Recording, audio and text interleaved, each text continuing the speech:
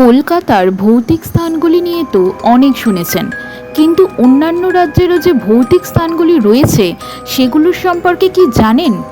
নানা রকম চোখ ধাঁধানো আলোতে পরিপূর্ণ মুম্বাইয়ের অশরীরীদের কথা কি জানেন?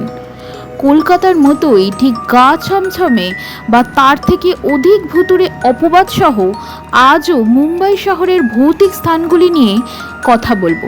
শুনুন।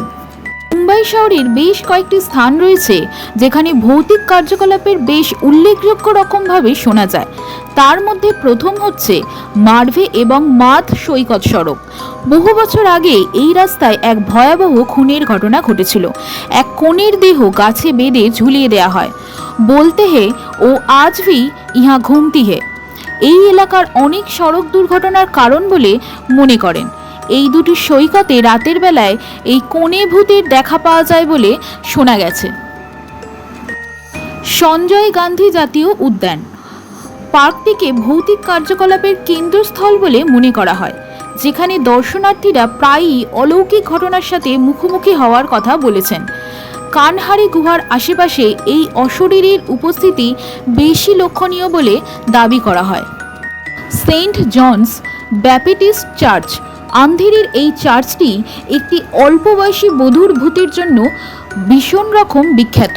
এই অল্প বয়সী বধূটির মৃত্যুর পর থেকেই এখানে নানা রকমের অলৌকিক আচরণ রাতের বেলায় শুনতে অথবা কখনো কখনো দেখতে পাওয়া যায় বলেও ধারণা করেন এখানকার আদিবাসীরা। গ্র্যান্ড প্যারোডি টাওয়ার্স ক্যাম্পাস কর্নারে অবস্থিত এই আবাসিক কমপ্লেক্সটি মুম্বাইয়ের সবচেয়ে ভুতুড়ে স্থানগুলির মধ্যে একটি হিসাবে বিবেচিত।